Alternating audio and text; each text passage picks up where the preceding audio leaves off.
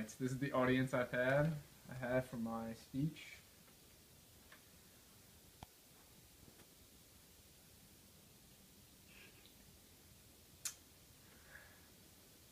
Alright, I am Jordan Lukens. This is my speech for Composition 110. It's the living history speech, and the purpose of this was to interview a veteran or a person of your family who participated in a significant event in history. He participated in the Vietnam War, and it is my grandfather, Jerry Lukens. He is 70 years old right now. He was married to Sally Lukens. Sadly, she passed away. They grew up here in Pennsylvania all their lives, and he was a Marine in the Vietnam War for 1 year. And a little backdrop on the Vietnam War: it was from 1956 to 1975. Two sides were the government of the North Vietnamese, who were communists, and then the government of the South, which the United States supported. And the reason they were supporting them because they thought that if Vietnam was communist, it would disrupt world peace. There's a picture of one of the fighter jets dropping bombs on Vietnam. The United States used this tactic to get around Vietnam's jungles and the guerrilla warfare, which allowed for better operations to be carried out by the United States. And then estimated 60,000 dead and over 200,000 wounded in this war. The war ended on April 30th, 1975, when the United States was evacuated out of Vietnam. And then Jerry, my grandfather, he volunteered at the age of 19 in the Marine Corps, which was 1961, and then he actually got deployed to Vietnam at the age of 22 in 1965, and he trained in Jacksonville, Florida. He said it was the hardest training of his life. He played baseball, football, and hockey all throughout his college and high school careers. He played for the University of Penn, and he said it was the hardest thing he has ever done, Marine Corps training.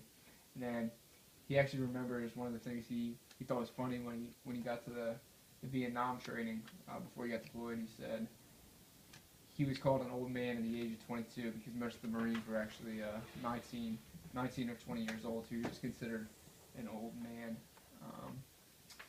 Many of the cities, when he came to visit, they all hated the war. They hated the idea. They would burn the draft cards, and both family and friends told him not to go because they knew he was going to be sent to Vietnam. I have a letter from the government that got sent to him, and it says, "You have been asked to respond to the need of our country. Many have willingly offered their services, often at a great price.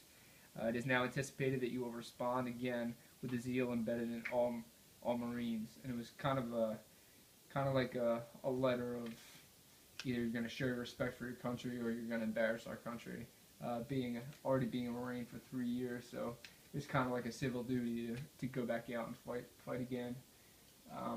So then when he trained again to go to Vietnam, it was a brutal training. The guards treated him like crap. They prepared him any way they could for war. They spit in his food, they kicked him, they punched him. He said they would wake him up in the middle of the night and suffocate him, do anything they can just to get under his skin, just to make him prepared for war.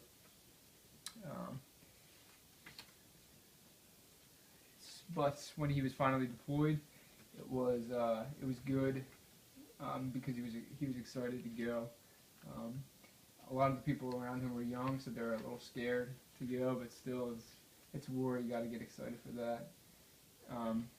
One of the key things he said when he got there was there's a big communication barrier between the higher ups and himself. Nobody told him how the Americans were doing. Nobody told him how where they were going, what was going to happen. So he always had to be on his toes. He was always working, always getting ready to protect himself no matter where he went. One of his best best friends actually shattered his foot. They were carrying a steel barrier to protect one of the sides of the bunkers, and he actually dropped it and shattered his foot. So that was something that was not fun. This next slide is a letter he wrote to his wife, Sally. I'm going to read it here. He says, "Dear Sally, it's horrid here. Our soldiers are dropping like flies. They have this chemical agent called Agent Orange, and it is tragic ending if it is inhaled.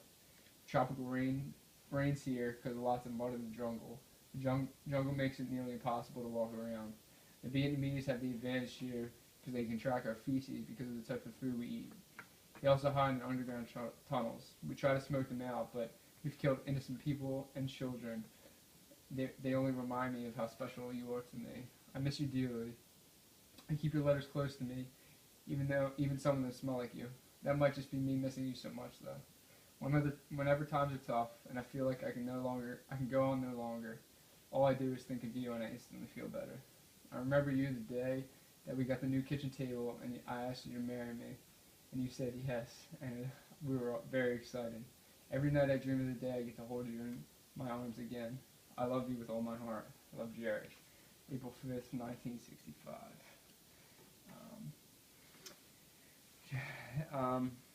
As he progressed throughout the war, he missed Sally a lot, and that he said that might have jaded his thinking about war. But another big thing was he felt like the government was running the war from the United States when they didn't really know what was going on in the actual country. So that's something that bugged him out. He said America needed to get their priorities straight, and they were just sending soldiers over into Vietnam to have bodies and just to get slain for no reason when they really shouldn't have been there at all. He said it was a waste of time. And then he said he had countless stories of United States soldiers that would do terrible things to people over there, rape and murder countless civilians, and it just wasn't a good place to be in. But April 30th came and the war ended, even though Jerry got deployed out of there in 1966, and then the war ended in 1975. But he still had a lot of friends, buddies that were over in Vietnam. But Congress took all the necessary action to support the freedom and peace of Southeast Asia at any cost, and that was one of the biggest things that annoyed him. In life after the war, Jerry remembers vividly one thing. He was trying to be a fireman coming home, and he wanted to put in his application after 4 years of being a Marine, and they denied him because he was so short and too short. He was 5'7", and the requirement was 5'8", so that was one of the biggest things that kind of set him back in the beginning after coming home. So he became a carpenter,